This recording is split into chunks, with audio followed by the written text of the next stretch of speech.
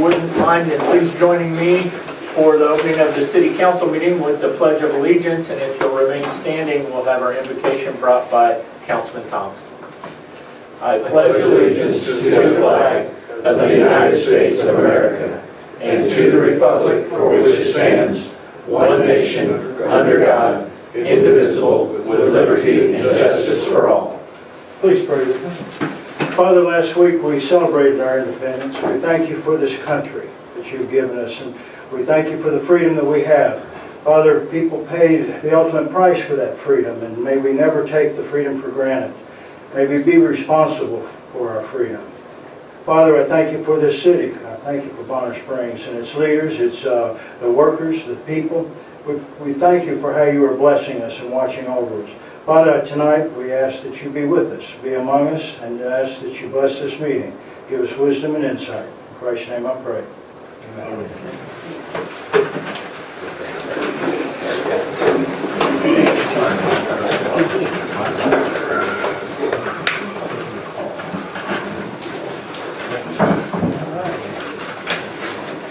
Moving right along.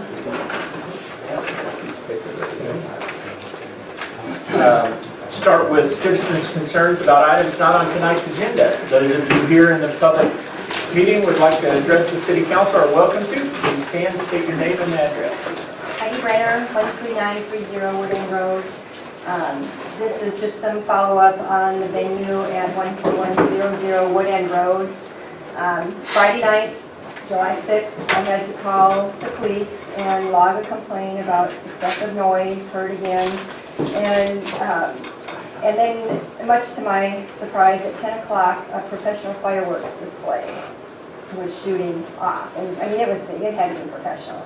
And I'm going to assume that a permit was pulled. I'd like to think that it was done honorably and not under the table. But if a permit was pulled, why on earth were they allowed to commence a professional fireworks display at 10 o'clock at night?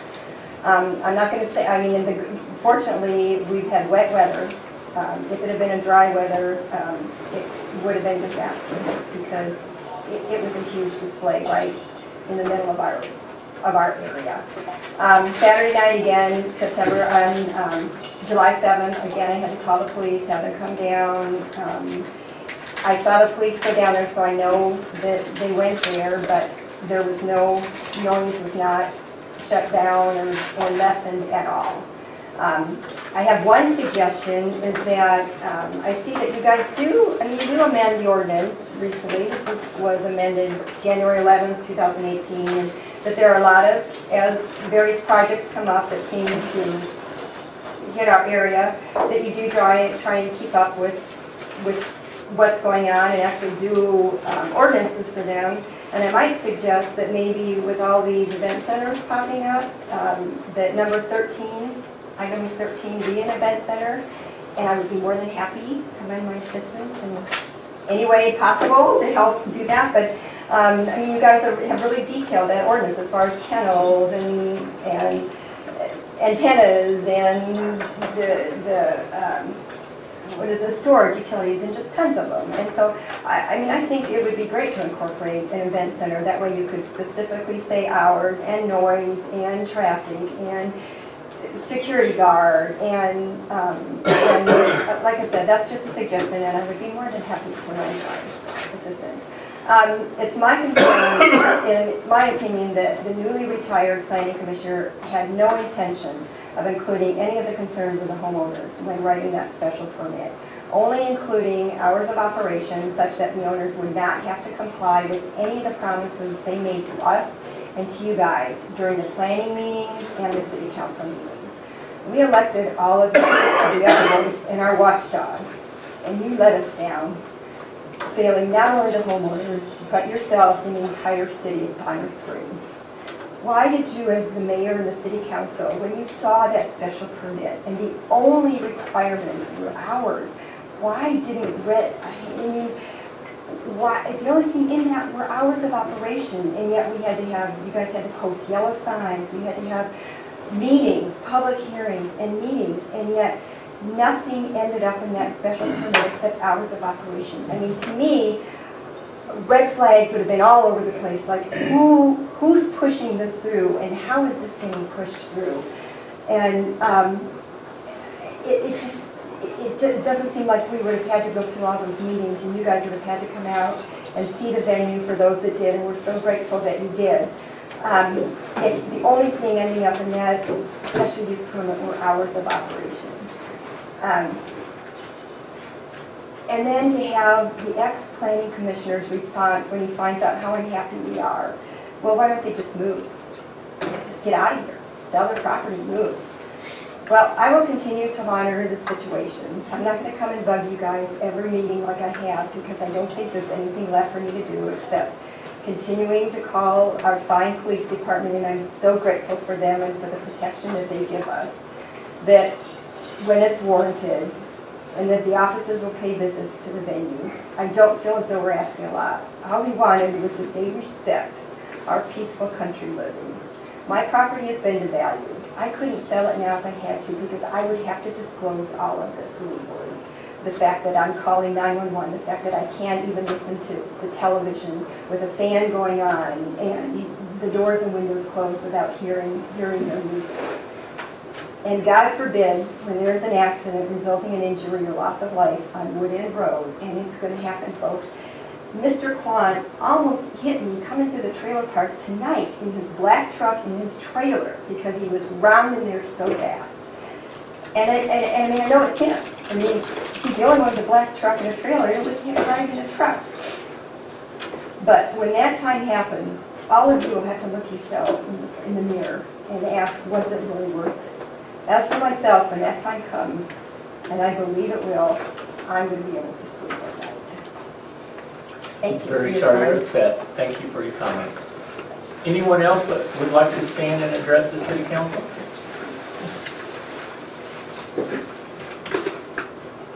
Mayor Harrington, council members, staff, ladies and gentlemen. I am Merle Bland. I live at 8311 Garfield Avenue, Kansas City, Kansas 66112. I speak tonight on behalf of Business West, as I have done for the past 8 years. Business West is a voluntary association with about 75 members, mostly small businesses. The county administrators recommended that the Unified Commission hold the line on property taxes for 2019. I would hope that the Bonner Springs City Council would follow suit. Wyandotte County must be competitive with its neighbors in nearby communities such as Basel, rural Leavenworth County, and Western County. Presently, overall tax bills in these communities are about 15% less than Bonner Springs. I commend Bonner Springs Council for its cooperation with other Wyandotte County municipalities in developing a comprehensive plan for the K-32 corridor. I would encourage the council to show the same spirit of cooperation in developing a similar plan for the K-7 corridor. Thank you for your consideration. I'd be happy to respond to any questions. Thank you, Mr. Bland. Appreciate you coming and your comments. Thank you. Anyone else, please? Hi folks, Nancy Carpenter, 14681 Friday Road, Bonner Springs. I actually just want to remind you that this Wednesday, 6 o'clock in the Leavenworth County Courthouse is their Planning Commission meeting, where they are going to hold a public hearing on the sand pit that's being proposed over in Lake. The planning staff is recommending it.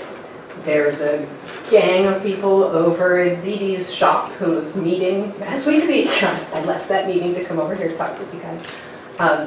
With lots of arguments as to why it shouldn't happen. It would be fantastic if Bonner Springs would add to that argument. I know that a letter was sent by the planning guys and with a request to speak to them. Did they respond? We actually had a meeting today, so our city planner met with Leavenworth Planning Department and went over our concerns. Part of, I think, the target being hard to identify is that they keep changing the truck route. So so. Yeah, it's back across Loring again. Right, so, and that was a change as of today, I believe, or last couple days. Friday's when they published it. Yeah, so we've been continuing to try to monitor that from a staff standpoint, as well as communicating our concerns that we hear from residents with regard to safety, as well as just the maintenance of our roads, things like that. Did you feel good after the meeting? Rachel? I felt heard. That's good. It's kind of like good. Yeah, Okay. it was a positive meeting. Okay, well, I would love to see any of these wonderful faces up there on Wednesday and add right into that public hearing, because there's a lot of us are going to be there. So, but thank you very much for your concern. Thank you. Thank you. Thank you. Thanks for going up there. I never go to go back to the group. Others that would like to stand and address the city council? Don't throw anything at me, guys, I said I'd be. But my name's Mickey Hilton, 13840 Wood End Road. And Saturday, I felt sorry for Heidi up there because, like I say, guys, I'll be honest with you, if I can hear something, like I said, you could shoot me on the left side, and for 2 days later I wouldn't know I did. But anyway, I could hear it down at my house. Now, with my hearing, I'm not going to tell you it was like loud, loud, loud. But I could hear it, and so could the wife. And then I talked to Heidi, and I know what she goes through. And I called, and one of Bonner's finest came out, and he said they don't have a ordinance for noise ordinance or nothing. And it looks like it would be to the advantage to have one, so, because they're getting called on all the time. And like I say, it's a good, you don't want to see somebody's business fold up or something, but they're not complying with anything. And the young officer that come out about 3 weeks ago, just nice he could be, he said that in the works that they thought they would be coming out there with radar and slowing people down, and then they would be out there when they had an event and they would direct traffic out.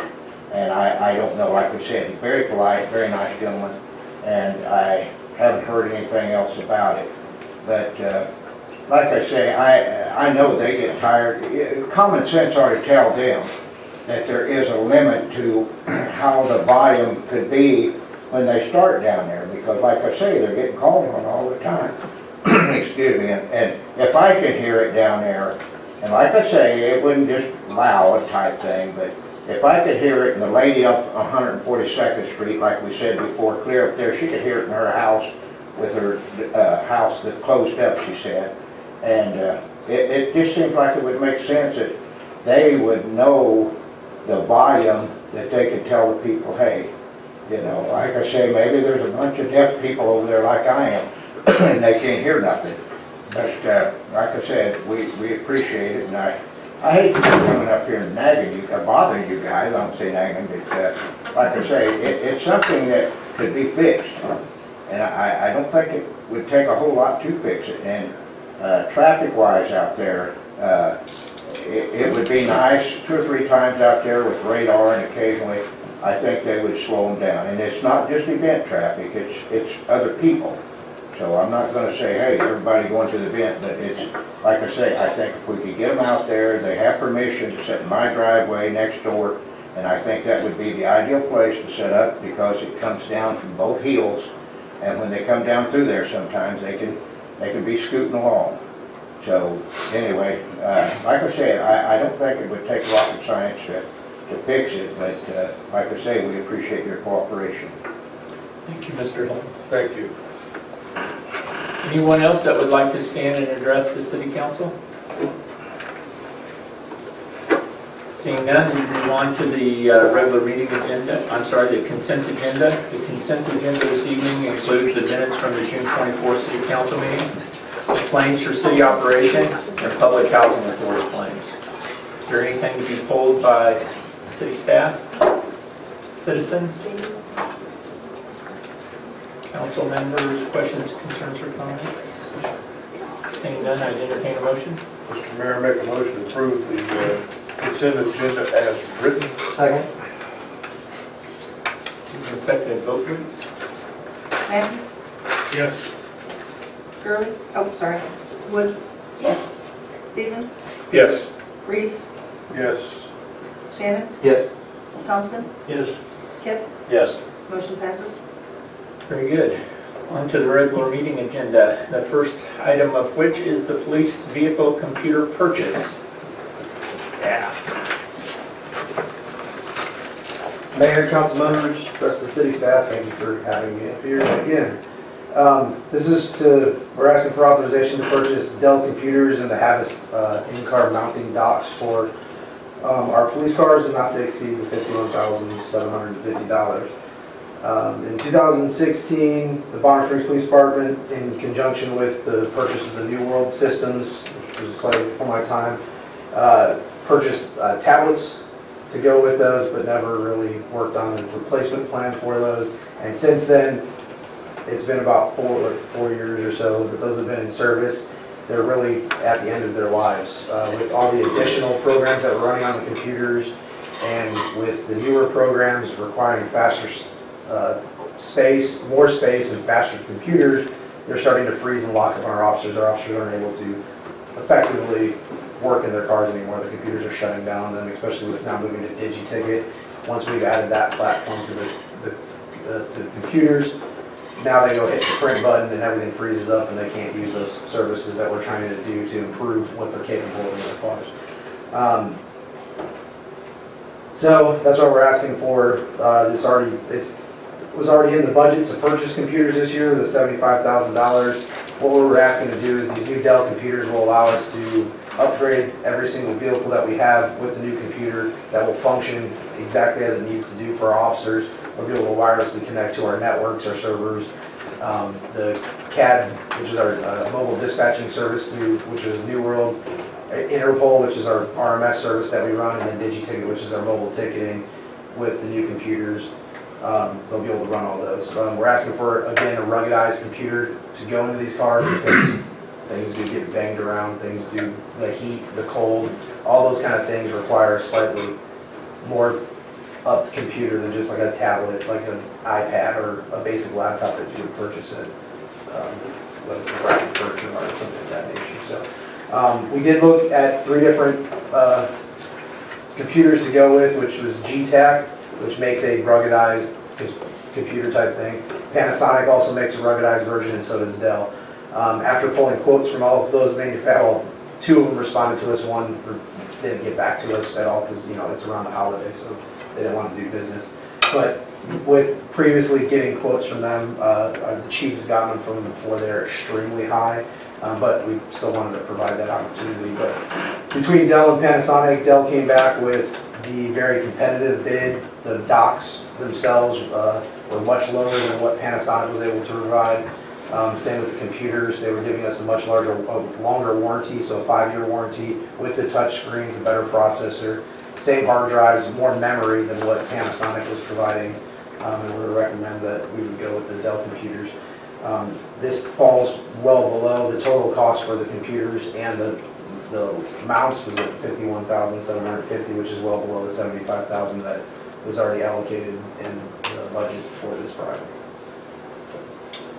Any questions? This says 3-year warranty. Did they up it from this quote? Or is it a 5-year? It is a 5-year warranty. Dell and Panasonic both provide a 5-year warranty. Dell's was a 5-year included. Panasonic provides a 3-year warranty with an additional like $590 some dollars or $600. I can't remember the exact figure right in front of me to upgrade their 3-year to a 5-year. So that was what we did. But the Dell one is a 5-year warranty. I've verified that with the vendor. Okay, it just says 3-year on that quote. I just want to make sure. Is that the one from Link? Does it say Link Light on it? Yeah. Yeah, he sent that out, and that was an error on his part. Okay. By putting that 3-year, it is a 5-year on there. Good. Good. Questions, concerns? Seeing none, thank you. Anything else from the staff? Citizens' concerns, questions? Seeing none, I'd entertain a motion. Mr. Mayor, I make a motion approving the purchase of computers and mounts from Link Light Networking Technologies. Second. For an amount not to exceed. Yeah, I was going to say. Well, we've got 2 different, we've got the printout that's a little different than the next.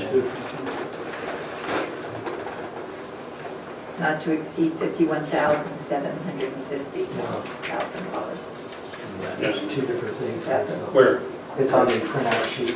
Oh, no, but I think we do need to Yeah. have a not to exceed amount. Yeah. So not to exceed 51,000, 750.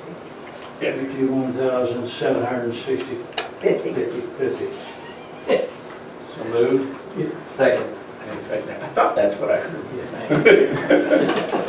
It's noisy. Questions, concerns, comments? I'll start over here, Mr. Reeves.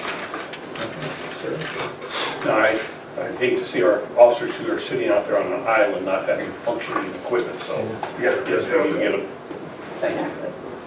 No, exactly what he said. Let's go. Sir? Yes. Anything? Great, glad you're doing it. And all the officers are looking forward to this? Yes. And probably me more than anybody else, so. It's more like, yeah. No, it's greatly appreciated, making do with what we suffered through with the New World situation, so. Is that the end of the new world?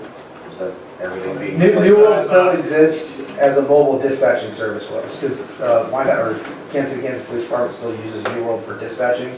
We don't use it for anything other than receiving the information from them to our car. We pay for the service, we pay for the program, so it still exists.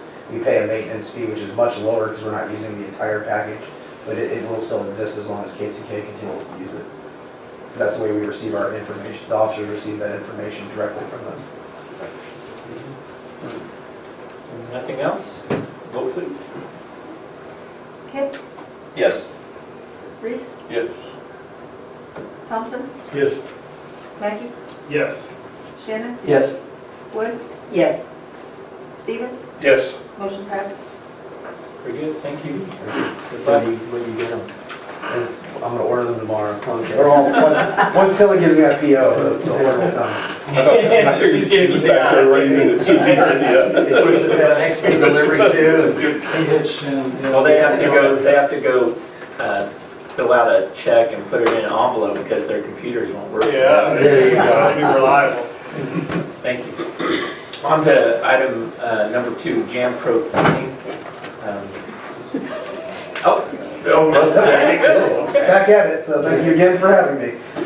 This is to ask you guys for authorization to go into contract with Jan Pro Cleaning to provide cleaning services for the fire department and the police department facility, or temporary police department, however you call it. Citywide provides janitorial services for the entire city currently, and they had provided it for the police and fire department facility. As of June 20th, due to concerns with their service, Citywide was removed from being able to clean at the police department / fire department cleaning service. We're asking to go into contract with JanPro as an alternative to Citywide. I went out to 3 different companies to receive quotes for cleaning the services of the police department, which one was JanPro. The other was Coverall Health-Based Cleaning Systems and Heartland Building Maintenance. All 3 of them came back with their quotes for cleaning the facility within our guidelines, which was exactly the same as what we were getting from Citywide. JanPro came back giving us $680 for a month's service. Coverall Health-Based Cleaning Services came back with $606, and Heartland Building Maintenance came in extremely high at $1,290 for a month's service. After reviewing all of the proposals that they gave to us, JanPro came back slightly higher than what Coverall did. However, JanPro provides a larger variety of other services that we can periodically use and that we have used previously with Citywide or other contract services, as far as providing paper products for us, soap products, waxing, buffing, doing all those other maintenance things that aren't a monthly thing, but on a contractual basis can be a supplement thing to make the facility nicer than what it is if you don't do those things. You know, the periodic maintenance is of carpets and floors and providing things that we don't have to do ourselves if somebody else is able to do it for us. So after reviewing all those and working with the fire department staff, we decided that JanPro would be the most beneficial service to provide for us, and that's why we're looking to ask for you guys' approval to get into contract with them. Currently, we're paying Citywide $680 a month, so this is still less than, or sorry, this would be $680 a month that we would be paying JanPro, which is $103.54 less than we were paying citywide, so this is actually, the renewal of citywide for the concerns we had is gonna actually save us money by going with JanPro. So, any questions for me? I don't know of any right now, but we reserve the right to ask them. Okay. Any additional from the city staff? Oh, sorry. I went out of order. No, you're okay. Any from the citizens?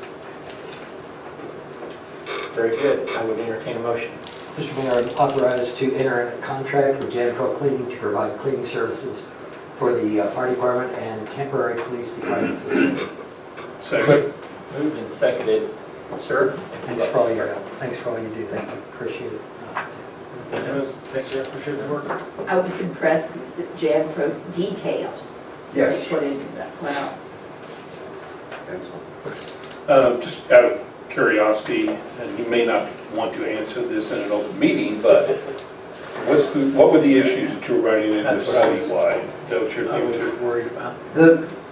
Mike, the reason I asked is I'm concerned, is it something that the rest of the building should be concerned No. about? Okay. It was significant enough to where it would breach the contract for us. Okay. Thank you. You answered it up. Anything else? What he I was said. going to ask Significantly vague. you, was about security issues. Is JanPro going to be able to provide security in situations you need to have security in that building? Yes. Lockups and still get things clean and so forth? All three of the companies that we went out to contract with meet all of our requirements and satisfy, and JanPro specifically satisfies everything that we are needing out of them. That's a very good way to ask it. Thank you for answering. Seeing nothing else, then moving and seconded, vote please. Wood, Yes. Gift, Yes. Thompson, Yes. Stevens, Yes. Mackey, Yes. Reeves, Yes. Shannon, Yes. motion passes. Thank you all very much. Thank you, and appreciate those, the way those have come forward. I think that was appropriate, the way it was handled and the information that was provided. So thank you. On to the next agenda item, final plat concerning Bonner Crossing subdivision. Mayor, Council, Rachel Klein, City Planner. This is much like what we saw earlier at the great demonstration. Bonner Crossing subdivision, the final plat comes to us. I'm a little embarrassed to say, but in case anyone didn't notice, it's 4 pages, not just 1 or 2, so it is all on there. As you know, this is the corner of Speedway Boulevard and State Avenue. There are a few conditions of approval that I've noted on the memo, mostly Scrivener's errors that would be updated, font size and the signature block change, nothing dramatic. It was reviewed by the design review team, and the planning commission met on June 18th, and they voted to approve unanimously. So it comes before you guys to accept the easements and rights of way. That's all. Thank you very much. Anything else from the city staff? Citizens, questions, concerns, comments? Seeing none, I would entertain a motion. Mr. Mayor, Thank you, sir. Mr. Mayor, I make a motion to accept the dedication of easements and right-of-way as shown on the final plat for the Bonner Crossing subdivision. Second. Moved and seconded, we started over here this time. Yeah, my question is, are we meeting all the timeline? We had some problem with that once before on these meetings, about things before it. We're good. Okay. I have nothing else. Nothing.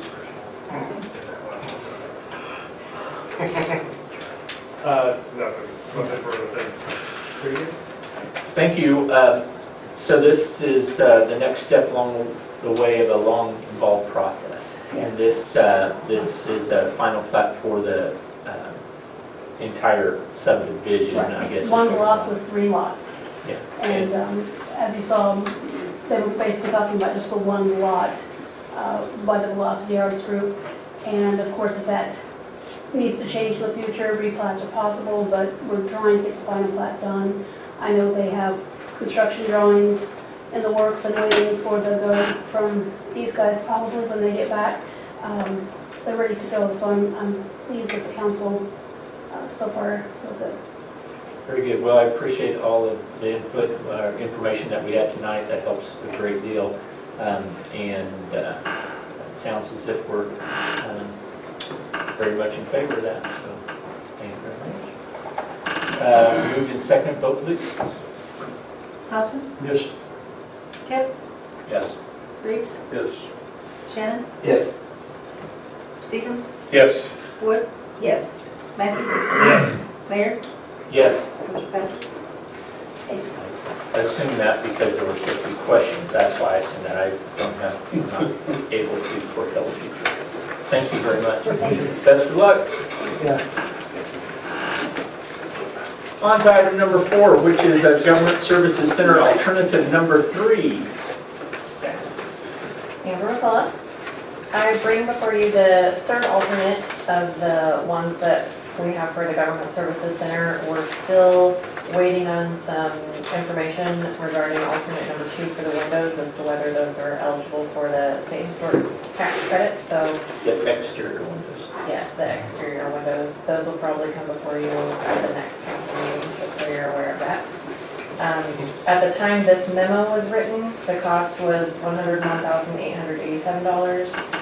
KBS has since come in with a lower bid at $83,065.43 shown on the change request. So when you make your motion to approve or deny, please make it for that $83,065.43. Is that still with buyers? Yes, it's through our construction company, KBS, and they're using buyers as the, Installed. so this is an electrified switch glass that would be in the area, it's a hallway that overlooks the council room and courtroom. And right now in the bid, you have the option to have shades. So it'll be like a remote control shade that'll be inside the glass is what's currently proposed in the project. This is a switch glass, so you press a button and it makes it opaque so you can't see through. It's a security reason either way, whether we go with the shades or this, or court and council meetings, so that we can make it opaque and you won't be able to see through from that upper level into the court area. Very good. Thank you very much. We'll need a motion to discuss first. Let's, anything else from any of the other city staff? None. Citizens? Very good. Entertain a motion. I would, except I can't remember the amount. Make a motion to approve or deny alternate number 3 to install switch glass for a cost not to exceed $83,065.43. I second. Bookins? I was gonna say, what are we voting on? She said approve or deny. Yeah. Oh, make a motion, I was reading, to approve alternate number 3, as the rest was. I second. Very good. Moved and seconded, and because we're being fair, we're starting over here this time, sir. Okay, what was the initial cost of the, you said the shades, it was within the The glass, it shades was originally. are included in the base bid for the total project. If we change it to the switch glass, it would be an additional 83. Other than your description of what the differences are, is there one that is more preferable over the other, and why? You heard. I think they're both pretty comparable. Yeah, I don't think there's too much of a, its aesthetics is a lot of it, and its functionality as well. Oftentimes you'll see this type of installation in office spaces or private offices, the ability to switch on and off the glass so you can't see in lawyers' offices. I think the big one that was referenced for us was, I think, Delta or Southwest has this throughout their facilities. So again, it's a neat feature. I think the warranty, correct me if I'm wrong, 5 years or 3? 2 extendable to 5. 5, okay. So again, it does create, I think, a different ambiance in that area, no doubt. Again, as Amber alluded to, this is it's been a concern of mine since the get-go with this, is the ability from a security standpoint with that area, and then again, dealing with municipal court, dealing with city council meetings, to ensure that there is some type of separation in that. So both of these, either the shades or the electrified glass fulfill that need, to be quite honest. Again, I think this is kind of a standout portion of the building as far as, again, having them. So. I'm sorry, I had to say my part over there. Go ahead. I'm reserving my questions, but I don't even really know what to ask. I'm just kind of listening. How new is this technology? I was trying to remember if we talked about this or not. How new is that, and what kind of maintenance, or if it glitches, what kind of maintenance repair bill that we would have on that? Right. Versus shades? I think either or. The shades are certainly an older, technology. This is newer, but it's not like it's, we're going to be the first people using it type thing.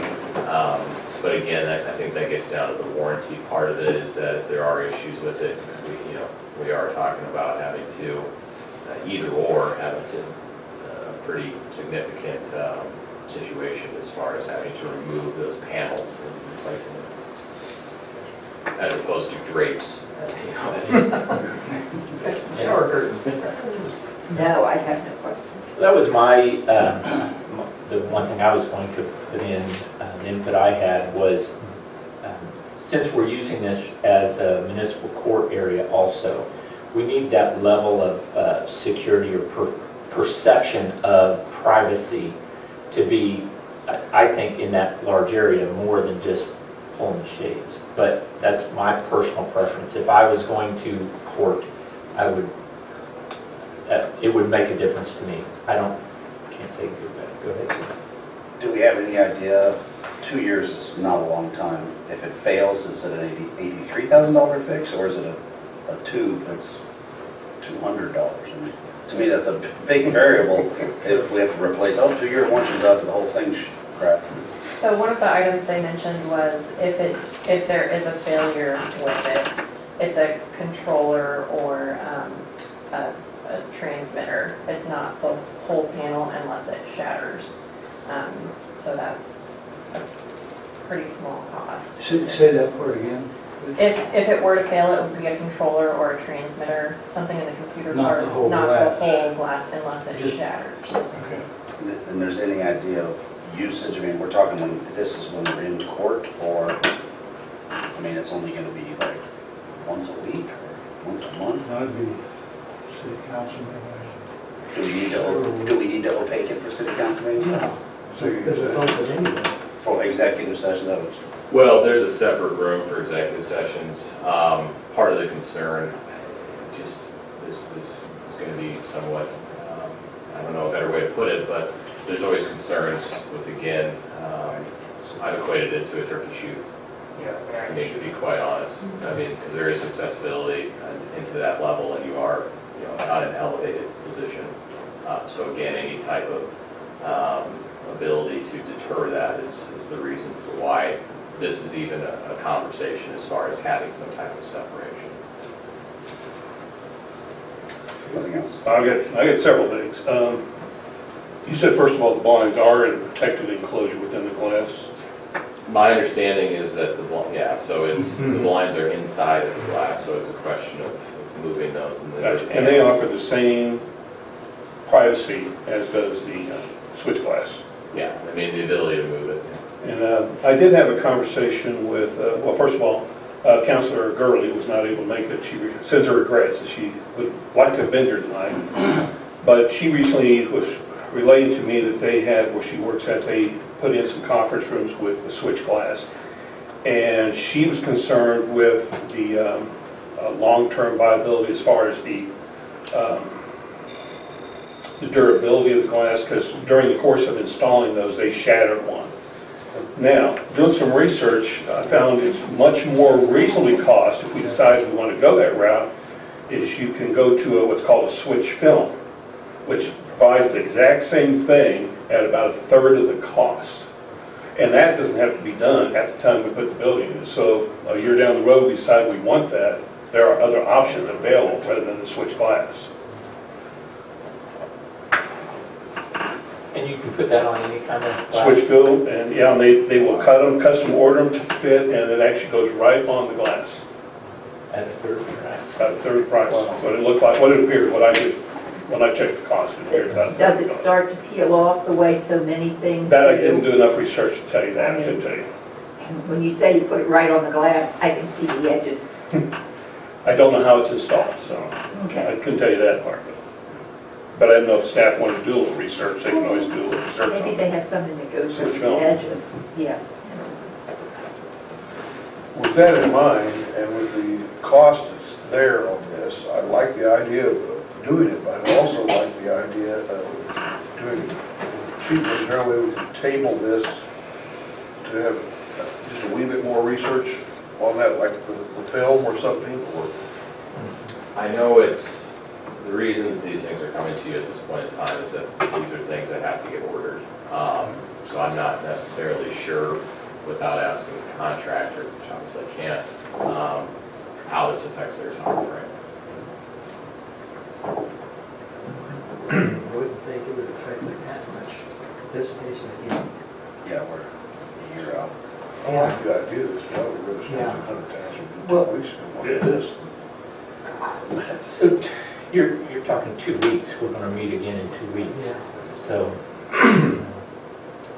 Yeah, it would take another motion and second to approve that, it be tabled to the next meeting.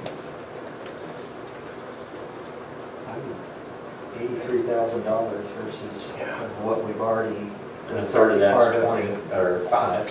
Well, if I've done my calculations, and that's what we really would need to, At least 2 weeks Yeah. to save $60,000, it might be worth the table it for 2 weeks. I don't know if that's going to completely 86 the entire project or not. So. Can we pull the motion? Can we back out or do we have to? Just table it, another motion to table it. I would like to table this motion until the next council meeting in 2 weeks. Second. we have to have the original motion withdrawn first. That's what I was just looking I to don't see. believe I think so. so. I withdraw the motion to approve or deny alternative number 3 to install switch glass for a cost not to exceed $83,065.42. Second. So they withdraw the second. Yeah. I withdraw the second. So there's no need to table it now. Well, So you still have to table it, I think. Yeah. Just have to have Now we motion need to to table it. Now we table. So somebody just makes a motion to table it. I'd like to table the motion, let me find it again. Well, you don't, it's, you Just, just yeah. table the item. Item number 4. Okay, I'd like to table item number 4 until the next council meeting in 2 weeks. Second. moved and seconded. Questions, concerns, comments? No, there's no questions on it. So, yeah, for 2 weeks, we'll do that in 2 weeks. All those in favor of tabling the motion? Aye. Aye. Opposed? Motion's tabled till next 2 weeks. Thank you very much. On to our reports. First, the Flip City Manager's report. I apologize, you didn't get one in advance. Again, technological difficulties with not having a server or internet. One thing, I'll distribute it to you all now. And I'll explain it quickly, and then I would just ask that if you have any specific questions about it, feel free to either get with me or preferably Matt Dietz. But what you have in front of you is the 2019 street program as well as the 2020 street program. This goes through very quickly. I'll go through it so you know what you're looking at. The first column, again, you're seeing about $660,000, $661,000 in resurfacing. Those streets are laid out. There's also the cost associated with that. You'll note that there are several streets that will be done, which are part of the CES, or Cornell, Emerson, Shively. It's absorbed a few other streets in the last couple of years that we've been talking about it. That will all be done this year, and then a few other streets as well. And then there are other items on there, projects that are listed on the cover page. Metropolitan, 121st Street, ditch work. Oak Street is in significant need of concrete repairs, and then Nettleton, concrete repairs as well. So again, that's the 2019 streets. This is based off of, again, the pavement condition index that the city started doing a few years ago. This is just, again, building off of that. And then I've also had developed the 2020 streets. Again, this is based off of the PCI, selecting those streets based on a wide set of variables, and efficiently using these monies to get streets that need to get done. So that's, those are all listed out, broken out the same way as 2019. I bring that before you, 2020. We need to start to do our street program earlier. We've historically done it at this kind of time frame. I can't say for certain, but I will guess we should get better costs if we're doing this at the end of the year, when contractors are hungry to go out and do these types of projects. It's harder to find contractors sometimes when these projects are already lined up for the year. So we're going to be going out for bid, and again, contractors are already busy doing street work. So again, 2020, we'll hopefully have this bid out end of the year, December, with the hope of getting contractors starting to do work in the springtime. The streets selected, I'll just say, it's volatile a little bit with respect to, we don't know what the streets are going to look like after the winter. Metropolitan is a good example, and one that has been talked about, at least the stretch between about 138th and 142nd. That street took a significant hit over the years, and really bad this year. If you recall, we had a very up and down winter time, so potholes, things like that. So again, we just don't know exactly what the streets are going to be necessarily, but we do know that we have X amount of money to use towards street repairs. That's what we bid out. We anticipate X amount of quantity for, mill and overlay. They give us a price we can add or deduct based off of what our budget is. So I give that to you all. If you have any specific questions about that, feel free to come visit with me, visit with Frank, visit with Matt. We can kind of go through those things. And again, there is a big, nasty, horrific for some spreadsheet that goes through all the variables of why these streets are being selected and their conditions.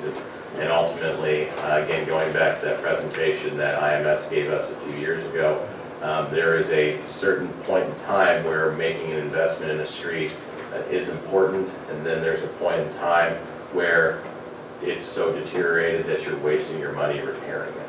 It's a complete rebuild type scenario. So again, happy to go through all that if anybody has any specific questions. Is that why everything's in mill and overlay this year, and then it's split up mill and overlay and reclamite next year? Yep. Because part of it with this year is just trying to get the projects. There's a lot of concrete repairs, because one thing that we started doing this year that I think it's an unintended consequence, no good deed goes unpunished.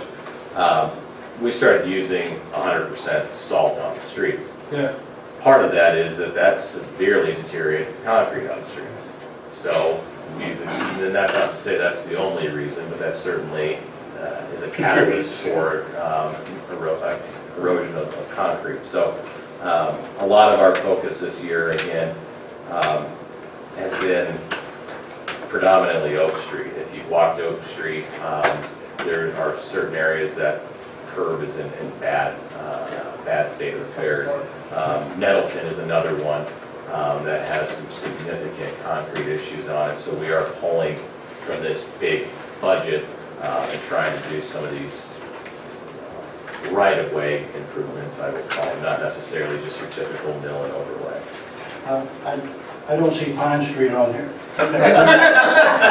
Never mind. I was gonna say that, I was resisting. For George, I had to ask. Yeah, for me. Hey, by the way, I can read Pine Avenue. As far as projects go, With his joke, I was gonna ask about that. We don't have much of a curb left on that area. I mean, it's literally like about 2 inches. Yeah, How does that work? well, part of the, your curb gets into your stormwater management. We have a lot of what's called lazy back curb in town, which is a far cry from what is more typical, which is a strong sort of curve. It's typically 5 inches thereabout. Lazy back is just kind of like a very shallow channel. In the older part of the community, Ward 1 predominantly, that's what's there. What we've always tried to do is that when we do a resurfacing project, and I think Matt has noted that on here, we try to go in and do concrete curbs whenever we're doing mill and overlay streets. So that's part of that too, is Metro is a good example. Before we went and redid that, last year we went through and replaced different curb sections, just so we weren't having to come back and cut into the street. And so we won't go do the curb and gutter pan, and then come back and then do the resurfacing. With the creative driveway options, you can see on my street, on Emerson, how do we charge the residents for that type of thing? Or, I mean, some of them are like, the whole front yard will basically be non-existent curb now.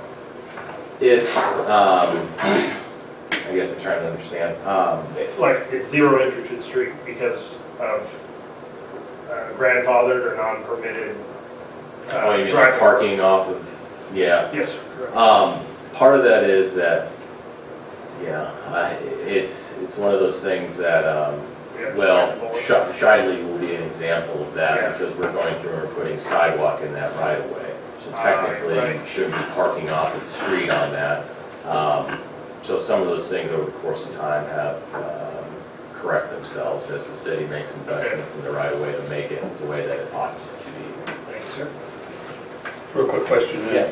When it comes to bigger projects, the complete street like 138 from Kump to Morris, Yep. where do we stand on that? Right now, I think there is money allocated in, I believe it's the street budget or the public works budget to actually start to, we're kind of at that point where we're working through design, but we also have right-of-way acquisition that we're dealing with as part of that.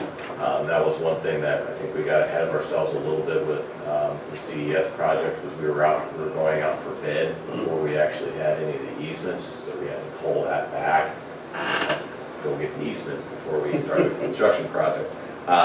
So that's where we're at, and that's depending on people. We're still moving forward though. Things like that, that causes a time delay. It does put us in a good position somewhat. We will be back in front of Mark, Mid-American Regional Council, with a different plan, so to speak, as far as what they look for grant funding for streets, so that's helpful. But again, I think we're still in that kind of design stage with that. We did submit, it's not complete yet, but Mark does have a big sort of street comprehensive plan for the metro area. 138th Street, the entire section of it was incorporated in that we scored very highly. That's still being reviewed. Just to give you guys a sense of what they look for. It's very highfalutin planning type things that they like to see. That's why there's so many roundabouts in this area. But they look for things like pedestrian benches. Those score more points on there. When we approached 138th Street, I think we approached it from the standpoint of what do we need? I mean, we're not in a situation where we need to create a real significant, complete street necessarily, but we're in this point where we just need a street. We just need one help. Yeah. So that's a difference of opinion a little bit from, and I will say that is a sentiment that's felt across a lot of smaller jurisdictions that are part of the park. A little bit of a tangent there, sorry. Along with the Shine League improvements, over the weekend I saw 2 cars parked up on the new sidewalk.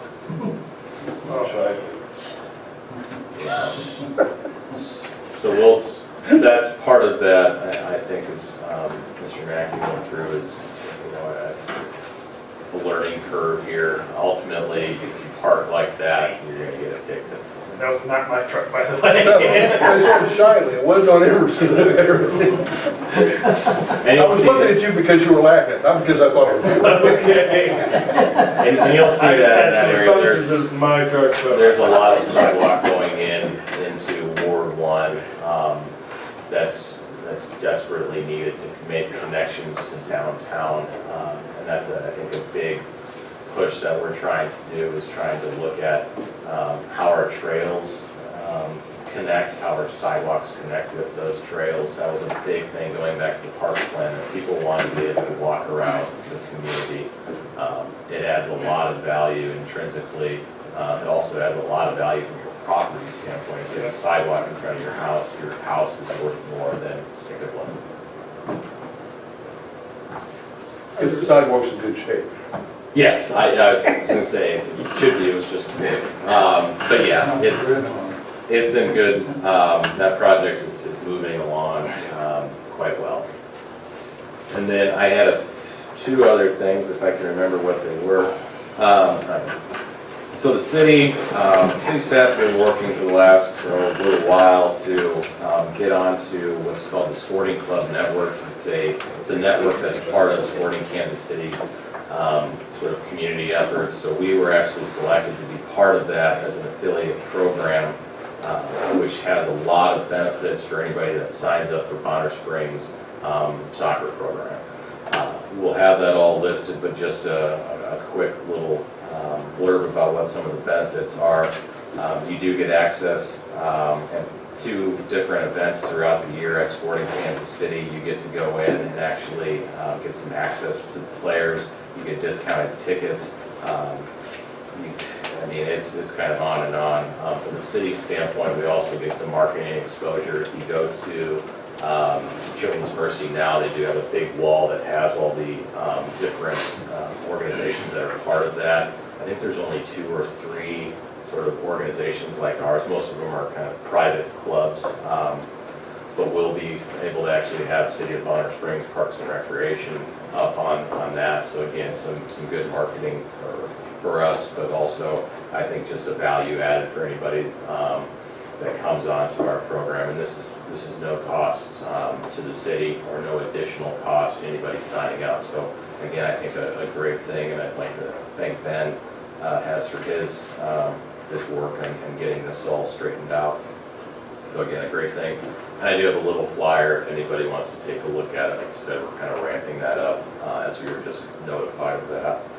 And then also, if you couldn't tell, work is underway for the city facilities police department 1918 building. I was in there again today. They're essentially cleared out the 1918 building in preparation for going in there and starting to make some new repairs.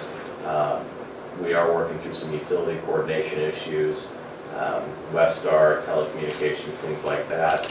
But they are working through the process of demoing the former City Hall, the apartment building behind us. I believe that was slated to commence today. So we'll be working through that for the next, probably the next couple days. You'll see some heavy machinery working through that. So again, they do have the area fenced off. They do have entry warning sort of signs for truck traffic coming in and out of that. There were several dumpsters of debris removed, so that was a big process. But again, that project's underway. they're optimistic that they can complete. They've said everything can be done by June of next year, so. What do you mean, everything? Everything. You know, so I say that. Is that on the record there, Sean? Next year? I was told that. We will not hold you back. Yes, so Everything means different things to. I think they've always intended for the police department to get done quicker than the 1918 building and that addition there. But they're on a pretty fast track. Once they've gotten into facilities, I think they can mobilize and get things done a lot swifter than they were before. Great. So, again, if you have any questions about any of that, feel free to reach out to Amber or I. We continue to have meetings with them every 2 or so weeks and just kind of review the progress of all of that. And that's been a fun project thus far. The other side of that too is that we did receive notification from KDHE. We have had plans to replace the water line there. That is a significant benefit to this project, but also a significant benefit to the city. The water line that runs up Cedar actually is a very small line. It gets to about Nettleton, and what we're planning to do, just to remind everybody, is to make a big, I can't remember, I believe it's a 12-inch line that will connect to another 12-inch line up off of what becomes Kump once it goes over to Nettleton. Right now, that essentially goes down to, I think it's a 4-inch line. So the pressures from a fire protection standpoint for the entire distribution system are going to be greatly positively impacted. So that did receive approval from KDHE, so we will be going out for bid for that in the short term here. And that'll be in front of you all just as quickly as it can be. We were hoping to get that started after Tiblo days to avoid that conflict. So again, hoping the weather stays the way that it can. You don't want to replace a water line in the dead of winter type thing. So again, that's just some FYIs about that project as it's coming together. That concludes my verbal report. Very good. Since we started here last, we'll start here. Mr. Reeves. Yes, along the thoughts of the sand pit that's going on, and because I travel in and out of that from DeSoto through LaVey, going up here, lots and lots of signs, no sand pit, so forth. Is there something that we can do to discourage them from using the roads that go through Bonner Springs, to including the road through there? Can we bill them extra for the weight that they're putting on that, or? Well, part of it is that those are designated truck routes, they're state routes, so there is some consideration for that. I mean, it's a state maintained, at least in terms of access roadway. That was part of the conversation that Rachel had with Leavenworth planning staff today. It's my understanding that I believe there is some compensation changing hands for the county of Leavenworth. I can't confirm that, but that's what I was told. I would say that if they're, at this point, like was mentioned earlier, it's a moving sort of target as to where they're going to be putting these trucks. And again, it's 60 to 80 significant trucks, I mean, in terms of weight. If they go down Shite Lane in its current state of affairs, that road is not going to last through the day. Especially on the curve right there. Right. So No, the weight, but the speed when they bounce. Right. Because the roads are not that great, the bouncing, can we impose a stricter speed limit? you can, it would require an engineering analysis of that to say whether or not you can move or lower the speeds. So that would be something that would come at an expense to somebody. Again, I think our communications with them is that they need to keep us in the loop, that they need to be considerate of the impact to our infrastructure and the cost to repair or maintain that, as well as the concerns that we've been hearing from residents in terms of, again, this K32 goes right by our high school and middle school. So the concern to have some significantly weighed down trucks trying to brake while people are turning on 138th Street, going on to 32 is a concern, especially when you start to talk about that slope coming on there, so. It's, They have to take then the truck route that goes south and get around. On Shite Lane. yeah, so that's Shite, so that was the version that was most recently I think examined. the last one I've heard now is they're talking about going down Loring Drive, catching Loring Road, and then running Loring Road. That's the one I've heard. But Loring Road isn't a truck route. I mean, we have trucks to go to the caves, but is that a designated truck route? Yeah, our Not ordinance- state highway though. Our ordinance has it designated, so there's a section within our ordinances that Well, state. no, it's not state though, is it? That I don't Which means know. we would be responsible for any repairs to that. Right. A portion, yeah, so where it jogs off and goes due west, Yeah. I do not believe that is it's an unapproved road for the most part. There is also a bridge to consider on that as well. And I have expressed those issues to the unified government, that because that is their area, that is outside Bonner Springs, that is Wyandotte County, that there could be some impact to that, which gets into our agreement to provide certain services out of Loring. If this does go through, be considerate of that impact. This Loring Road is concrete, but it's not that good a shape. Not for long. Yeah, not in that good a shape. There's lots of places where it's already dipping and sinking and excess weight.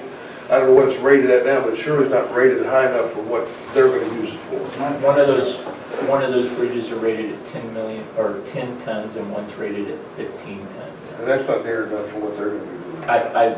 I've overheard that the average truck leaving will be about 20 tons. So that's all been conveyed to them, and they're aware of that, and our concerns.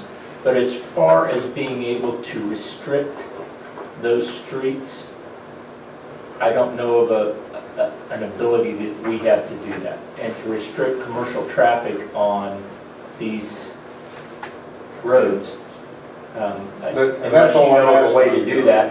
We have indicated that we do have a police department that has truck scales and are not opposed to using them. So if our enforcement procedures, which we're well aware of, impact their business, that's an effect that will have. Okay. I'm glad to know that. So That's the best we can do. those trucks are gonna weigh at least 20, maybe 30. Oh, you were the last one that had contact with them. Did they have any, you said it was a good meeting, do you feel they were taking that consideration into effect? Yes, I did. The number of trips per day has dropped from 10 to 15 per hour to 8 to 10 per hour, which still is a lot, but significantly less overall. When I spoke with them, they had a map and it indicated an east and a west option. And let me get it in my head here. The east option would go along Golden Road, I believe it was, to Loring, and then straight northeast, if you will. The other option was to go west along Golden to, I believe it's 67th, I think. 183rd maybe, I know where it comes out. and would shoot up to K32. That was the route I thought they were taking, and that's why I was so concerned about Shite and then potentially that bumping over to Comp. And when I told them that, when they pointed out that this is the one they like, the east one that goes up Loring, I said, I spoke with the Public Works Director and the city engineer today, and there's concern about how long that road would even last if the project were to travel on it. And they seemed a little bit surprised.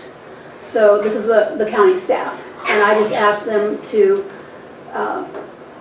let the developer know, they're meeting with them tomorrow, that Bonner Springs has concerns, and we would like to be in contact with them and have discussions. And I threw in the, you're getting traffic impact fees of 100 grand every year guaranteed for however many, like 20 or 25. I didn't say that we wanted that, I'm not authorized to say that, but I suggested that it would be a heavy burden on us for their project. And that it, from what I understood from listening to Frank and our city engineer, like months, maybe. I didn't give them any specifics, I didn't want to go there.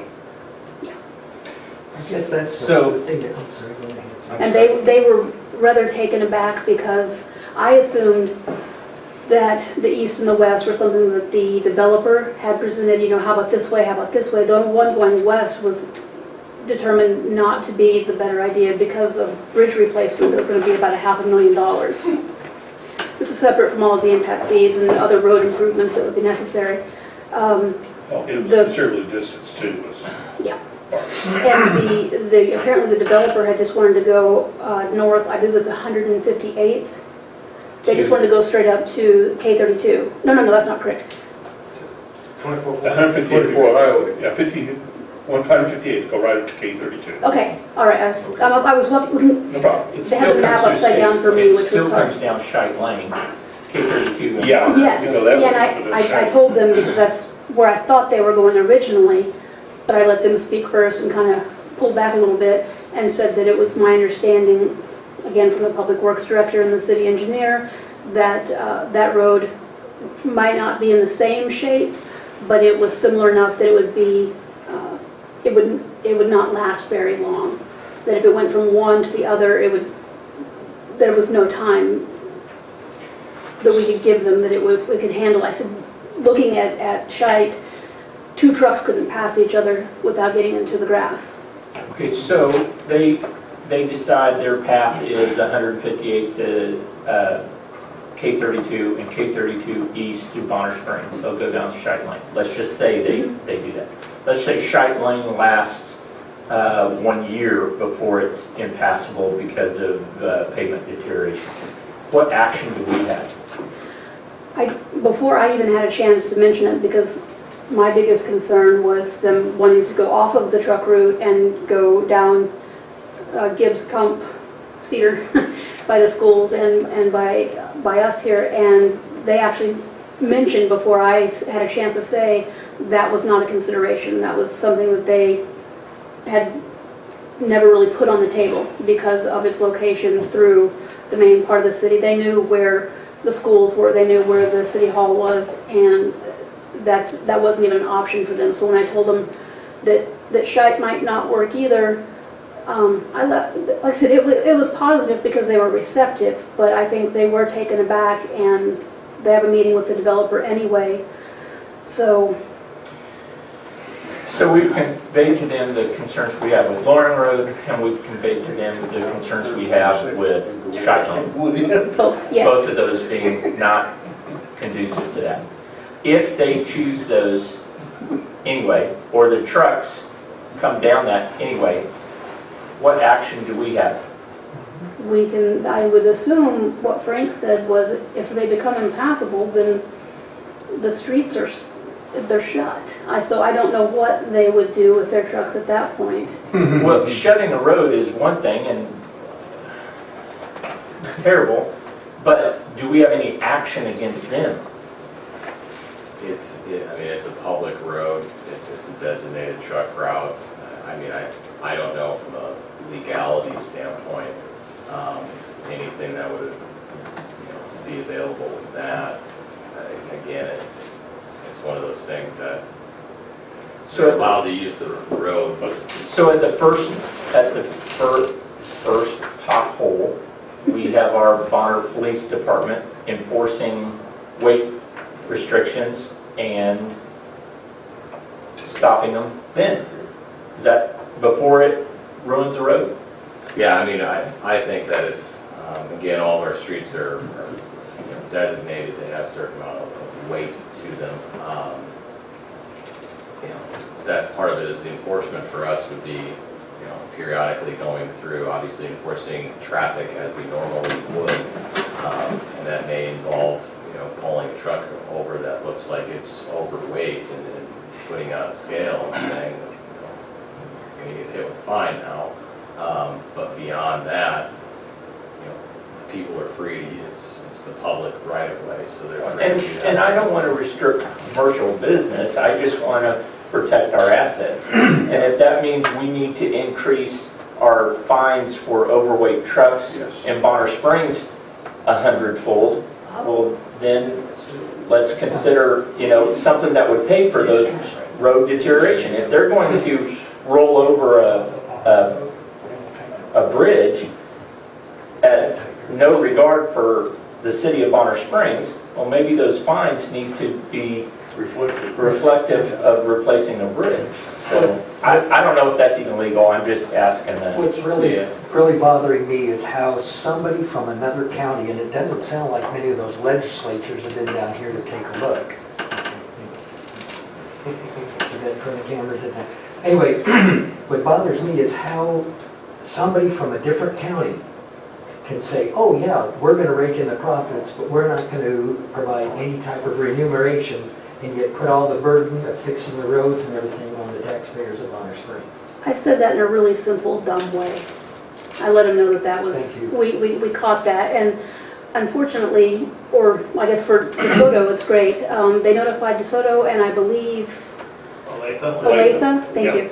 And DeSoto raised some heck, and they have, as part of the county staff has as part of the SUP approval process, that there will be no heavy truck travel through DeSoto, because I guess apparently by the golf course maybe you could go south. Yeah, Nice. South Not across the happening. river, catch 83rd Street, right on it. Absolutely not. So can we ask them to include, there will be no heavy truck traffic through the city limits of Bonner Springs on their special use permit? The special use permit's being heard on Wednesday. It was postponed in June because some of the folks that were kind of considered in the impact area had the damage in Linwood with the tornado, and they asked for postponement to July. So otherwise, this would have actually been decided close to a month ago. So should we ask them to include on their special use permit that they not send heavy trucks through the city of Bonner Springs? Not knowing the legalities, my guess would be no, because they've already posted it, and it's to be heard in, less than 48 hours. So I don't know how I don't think they could amend their SUP at this point. If it's a public hearing, which it is, that's certainly something that could be brought up by residents there to say that, I'm not sure exactly how DeSoto, I don't know if the city was involved in The that. city of DeSoto. We contacted the city of DeSoto. Yeah, they or contacted the city of DeSoto, and Leavenworth County Right. contacted DeSoto, and they contacted Olathe and asked for feedback. If you read all 444 pages of the agenda, there's an amazing amount of comments, but DeSoto's was quite clear. They were notified, we need more time, here's our official statement, no. Right. And I don't know, what would have happened otherwise, that's not in the Yeah, the correspondence. city of Olathe was notified because their water intakes, I believe, are right down in that area. And so that was part of their concerns there. So they were probably notified because of the special use permit. Okay. Right, the DeSoto actually, I think Distance. a little piece of the city limits actually will be affected. Abuts it Yes. across the river. And I would just say that I think our concerns are similar concerns in conversations with the city manager at Edwardsville that they have there. Ultimately, the destination point is in Edwardsville. That's why they're going through Bonner, is to get to their facility because that's where their dryer equipment is located, is in their industrial park. So we've had these conversations internally with, just internally, but also with the city of Edwardsville and other sort of jurisdictions that we work with, and we've communicated that. Again, I don't know why necessarily Leavenworth decided that it was prudent to incorporate the concerns of DeSoto as far as not allowing truck traffic through there. I just, absent, some sort of, I don't know if that's a state truck route or anything like that, or if it was requiring them to. Those are residential streets Right. that they have to cross prior to getting to any county or state road. Right. So that's, I think, the main difference, is that this, what we're talking about with K32, that is a state truck route. They're not really on any local streets necessarily that we deal with unless they go on to Loring. But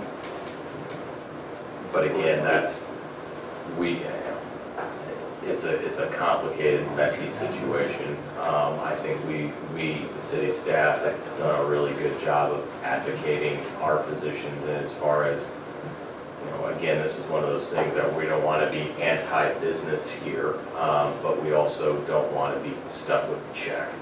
And that's what it's I agree, getting down to. 1000%. Is anybody attending from the city?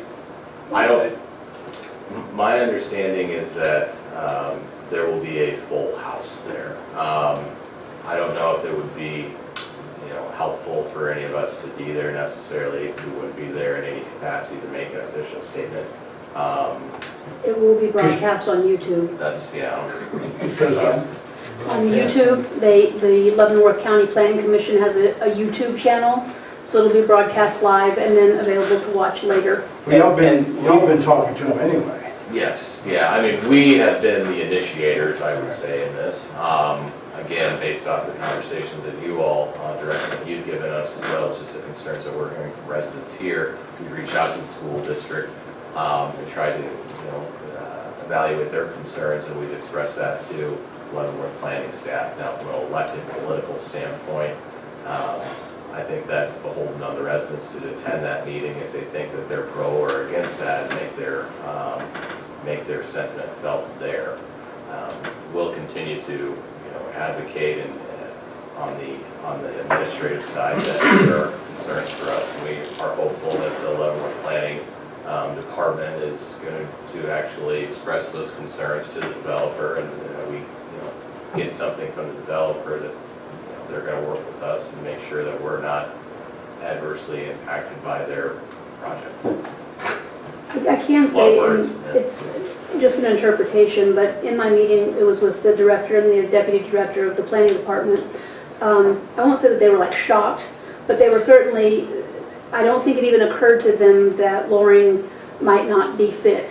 That it's a state truck route, and so in their mind, they didn't, this is my interpretation, they didn't go through Bonner Springs, they're going up Loring Road and K32.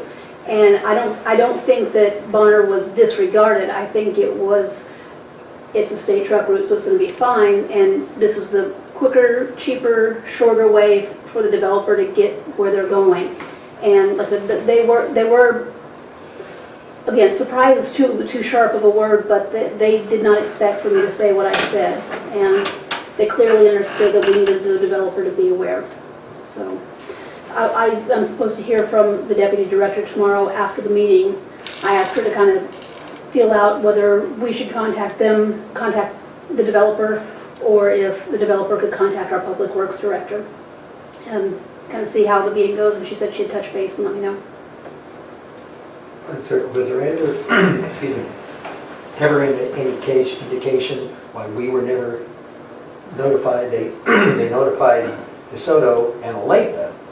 They couldn't say anything. We don't have DeSoto was within the limits that they had to notify because of the special use permit. They also didn't know about the Loring service area. They assumed it was Wyandotte County, and I explained that, there's a few services that we provide. We call it the Loring service area, and that also, I think, they weren't really aware of that either. Did you So mention one of the services we provide down there is police? I said fire. Piggyback on what you said earlier. And scales. Since we've seen barge traffic, And ship it down. And that would be, they could operate a barge. I'm sorry, we were over here. I'm done. Thank you. I think we've talked enough, at least I have. Ma'am? I did want to say that I think in the midst of all of this modern stuff and everything, that in the bills there was research for old photos of police department for new building from the newspaperarchives.com. And I think that's neat that we don't forget our history. I really do. They're putting together something for the department. Well, they're doing, if I could, they're doing two things, really. They're trying to put together kind of a entry point with a lot of Bonner Springs Police Department history. The other thing that I'm told that they're looking at is trying to figure out what the historic uniforms of the department were. Part of that is, that's kind of an ongoing conversation that they've had, and they've opened that conversation up to the public as well in the past about, you know, how do you feel about, you know, the uniform that they're wearing now? I'm not sure if Marcia's not here, versus, you know, more of a typical kind of button shirt. But again, we're trying to figure out exactly where was the city, you know, blue or orange or red, or, you know, what were the uniform colors? So the only reason I interrupted was just that we've kind of made that plea to folks that if they do have any information or old photos of the police department, to please share that with the police department, because that's beyond, again, just outfitting the new facility. They're also trying to outfit themselves. Back when I was a kid, it was brown with tan pockets. I keep telling them I'm okay with them getting some cowboy hats and things like that. Mayberry are Super Trooper hot pants. Sir? Sir? I wanted to make a comment on Heidi's, I guess, diatribe. I appreciate her. I see that she's not here, I'll note that. But I was okay with her statements until she started trying to make direct jabs at all of us. And I know that everybody here, from my understanding, has gone over and above to try and remediate the situation or even help it. I know Tom and yourself have like driven out there and stuff. I've driven out there as well, and I even researched all the way back on all the zoning ordinances, and Amber and Rachel have helped me with that, and they're making a stink about it now that they haven't done anything in the past, and it really annoys me that she's trying to throw all of us under the bus when none of her facts or figures are remotely correct. And she's welcome to email me on that or call me, because I'm sitting right here in front of the Lands Web BICA website, and her property increased 8.2%. And the property next to hers is adding to Bonner Springs' budget. It was a $1,000 property, and now it's a $1.2 million property. It's adding to our revenue. I really don't want Bonner being ran into the ground. I would like to see my taxes go down eventually, and the way that we do that is through development and through responsible development. And I do have compassion for her moving in and the other residents, but Bonner's either going to die or it's going to grow. I mean, we just helped approve a $500 million development today. I want that in Bonner. I live in Bonner. I moved from Waldo because I want it to grow. And I mean, with as much time as I think a lot of us put into this, it really pissed me off about her comments today. So if she would like to email me, she's more than welcome to, and I'll speak actual facts. I won't make stuff up. I can look the numbers up a lot better than she can, obviously. So that I'll reserve, because I know it's not that polite because she's not here.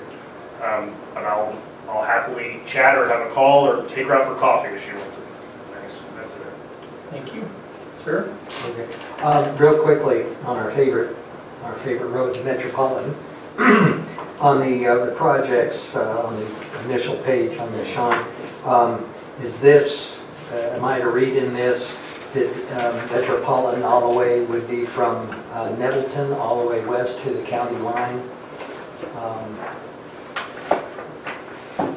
Could we just have Metropolitan Street Rehab, $170,000? Yeah, it is. That is the cost to make that repair from 138 to 147. Okay. So it's about $170,000 is what it costs to redo that street. And how is that, at this point, projected to be done? Mill and overlay, Yeah, it's recycling place, or? I believe it's a full sort of resurfacing. One thing that happens, it's similar to the 121st, is that there's a significant hill, so a lot of water drains off of that and it just erodes the street. So this is taking it from the base and essentially redoing the street in its entirety. Okay. Now, the other one is when because some of us have received some messages. Sure. But that's okay, hey, people are interested, great. Is there any proposed starting date on that, or when is this? This is, Depending on the right now, contract? our hope would be that this would be something that would get done this fall. So we would be out for bid here soon. That's usually 30, 45 days to kind of go through that kind of rigmarole to get somebody mobilized. So you're talking probably at least 2-3 months before we're out Well, doing that. we're getting the contractors now, we're at their mercy. Absolutely, Yeah. and weather. That's That's fine. the other one.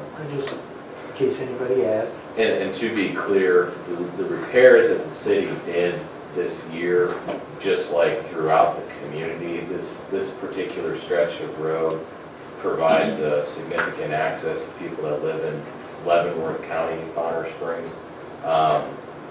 So they'll take that route to get into town, obviously.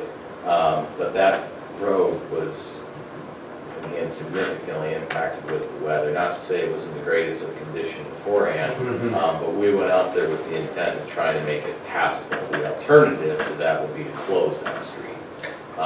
We did not want to close the street, so we tried to make it passable. Yeah. Unfortunately, and I just bring this up because it's unfortunately irritating, and I think everybody should know it, that the maintenance workers that were out there, our public works directors, our public works maintenance staff were out there, they were horribly abused by people driving by, saying profanities and other things to them. With respect to that's not going to fix the road with certain expletives involved in that. And that's unfortunate. I mean, these folks are out there trying to make that road passable. And again, I just think that's important to note, given some of the conversation that has unfortunately occurred in the last little while related to this stretch of road. Well, just at that interjection, and I totally agree with you, I think saying things to our staff and stuff, that bothers me greatly. But what really bothers me is people have taken a few of them, a very, very, very small few, like 3 or 4 that I know of, have taken to Facebook or have taken to an email, not bothering once to call any of us, not bothering once to ever come in to see you or anybody else. And I find that very objectionable. And I'm sorry that they had to act that way. And be sure to tell the staff on behalf of all of us that we totally support them. Very good. Yes, and it is, Tell them hi with for the, with the repairs that we made to Kansas Avenue between 138th and 142nd, and the big changes in elevation and the water coming through it and all that, this is going to take more than just mill and overlay, and that's why that number is so big. So it's going to be, are they also, I hopefully also would hope they're going to do some ditch revision too, because the ditches there are significant, and I think you could soften the ditch and have a lot better drainage than maintaining a very severe ditch. And that's going to take a backhoe and about 15 feet of clearing the easement. But that's just and I do not know anything about road construction, so. Right, that's one thing that I believe is included in that, and that's also the situation on 121st Street, is that actually a motor grader that we'll have to use. The contractor, so we don't have one. I'm sure they'd be happy if you guys wanted to spend $1 million on one. But part of that is going in and having to use a motor grader to go out and re-ditch that. That will help, and we've got certain areas throughout town that's something that we're evaluating. Part of our street program is, before we go and replace the street, we've got to take care of the stormwater situation, which gets back to, again, the budget for our stormwater fund is essentially non-existent, but we definitely have the need. It's visibly evident as well as justifiably evident through our master planning efforts. Thank you. Then also addressing Mrs. Brenner's statements. I appreciate the connection and the emotional reception you have for that, sir. And I appreciate all of yours, the manner in which you received all of our complaints that we've received, all of the concerns from the citizens. It is an opportunity for them to address their concerns to the city council. It's not necessarily in anyone's best interest to go back and forth. Simple questions can be answered often, and we make every effort to be as accommodating in those regards. But I appreciate how well everyone has let those individuals make the statements, give us the information, and we'll take those into consideration and pass them along to the city staff as necessary. The concerns she had, some of which are concerns that every property owner in Bonner Springs has with, and every property owner in, I would imagine, most communities has, and that's around the 4th of July fireworks, whether they're legal or not, concerns with fireworks. And I appreciate her concerns. I have not heard that up until now from her, and so I will only be able to pass that along to the city staff and let them investigate that and see if there was some remark made to the police department, which is where, if anyone has concerns with illegal fireworks, they need to call. Same way with loud music. I don't know how loud. I would imagine, since there were obviously police, per her report, that they would have some indication as to that.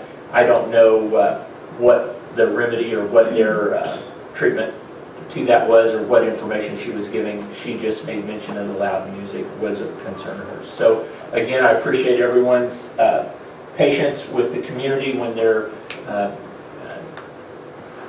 bringing their concerns, but I also think we're handling it the best way we can. So thank you very much.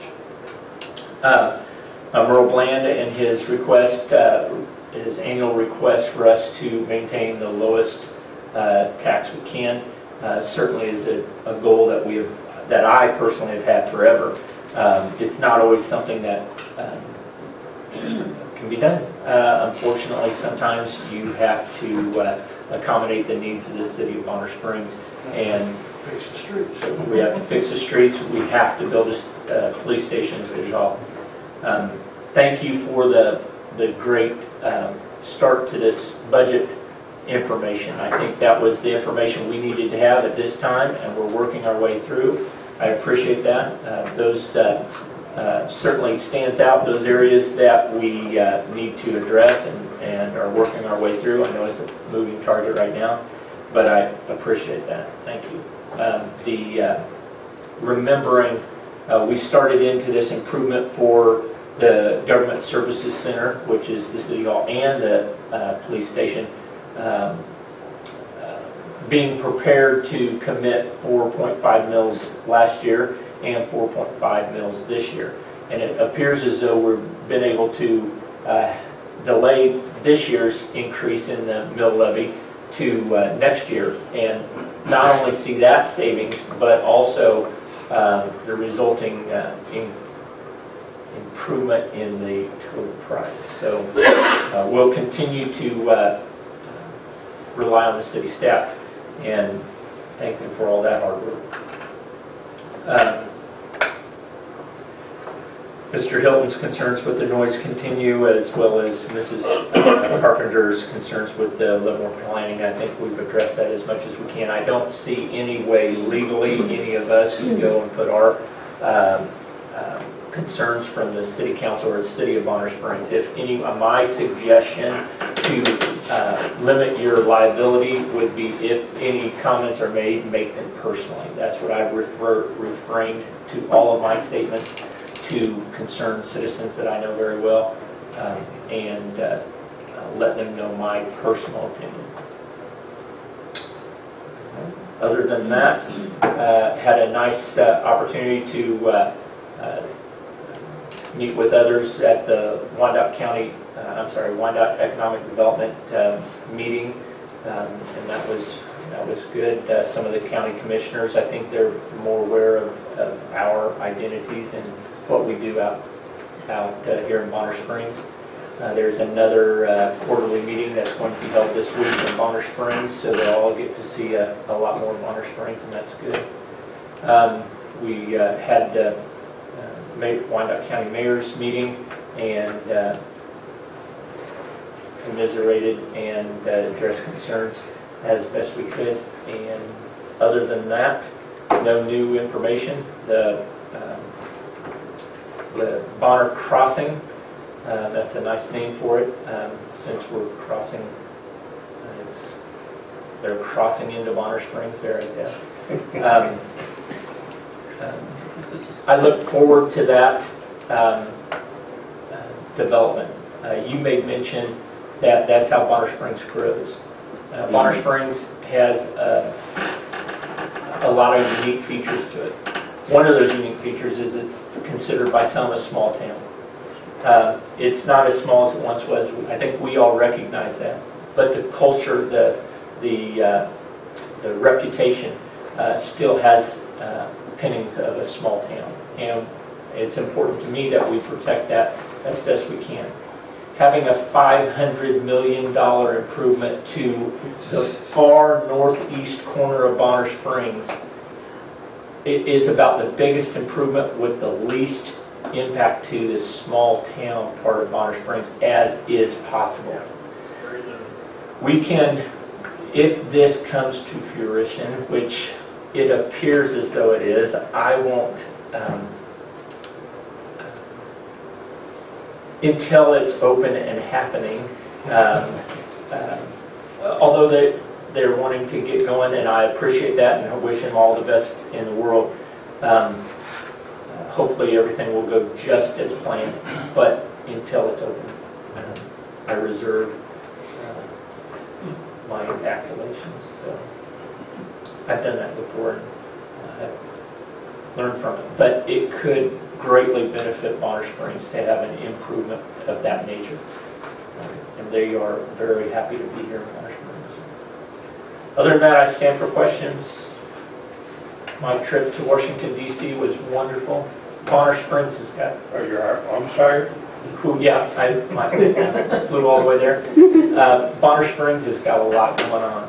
I'll tell you, the city band, the Parks and Recreation, the everything that's going on in Bonner Springs, the library, the Arts Alliance, these are things that aren't in every community, and we got pretty nice. So, other than that, we're adjourned.